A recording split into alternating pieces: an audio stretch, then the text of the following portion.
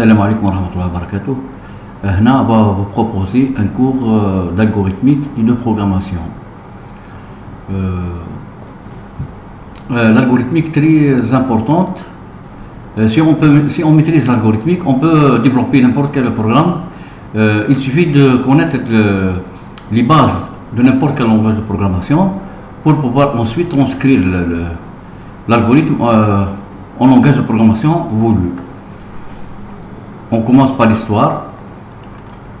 Depuis le temps les plus possibles de l'histoire, l'homme a toujours cherché qu'un instrument ou une machine le remplace dans ses travaux quotidiens, généralement routiniers, fastidieux.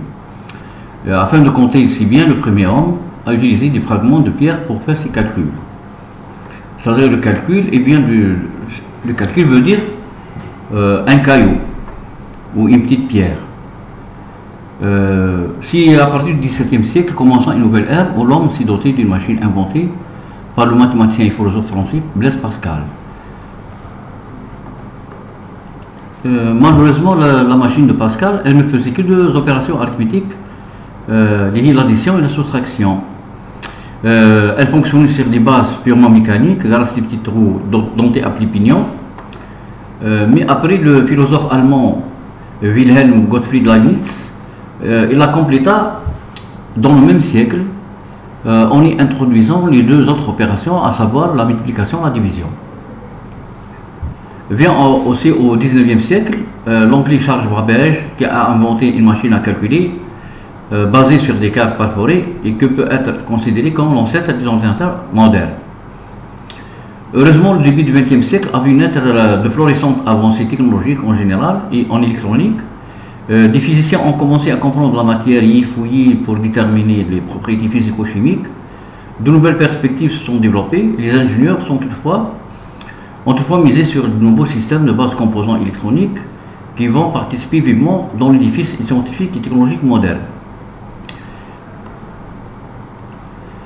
À proximité de ce développement technique effervescent, une pensée philosophique est tentée de créer des machines pensantes et ravivées.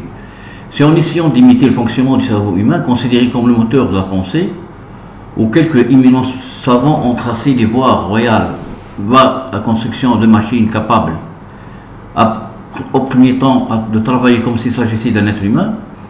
C'est grâce à Alan Matheson Turing, le célèbre mathématicien anglais, qui était l'un des esprits géniaux qui croyait indubitablement que l'homme pourrait construire une machine intelligente avant la fin du XXe siècle. Une machine intelligente, elle ne se limite pas seulement au calcul arithmétique dénué de toute forme d'intelligence, car penser veut-il dire calculer. Si c'est vrai, une machine bourrée d'un programme adéquat serait dans la mesure de réagir comme si elle est dotée d'une intelligence humaine. Mais aujourd'hui, les machines les plus performantes se sont avérées incapables d'égaler l'homme dans sa pensée et ce dernier reste alors indétrônable. La prédominance de l'intelligence humaine règne encore à nos jours. Les ingénieurs ont conçu des systèmes experts qui sont basés sur des techniques d'intelligence dite artificielle et qui tentent de reproduire ce qu'un expert humain dans un domaine donné peut faire. Un système expert sert à récupérer le savoir-faire d'un homme et le réinjecter dans un programme logiciel savamment fabriqué. Actuellement, plusieurs systèmes experts existent dans le monde et qui sont utilisés dans diverses disciplines scientifiques, par exemple mathématiques, médecine, chimie, mécanique, décisions politiques et militaires, et même économiques.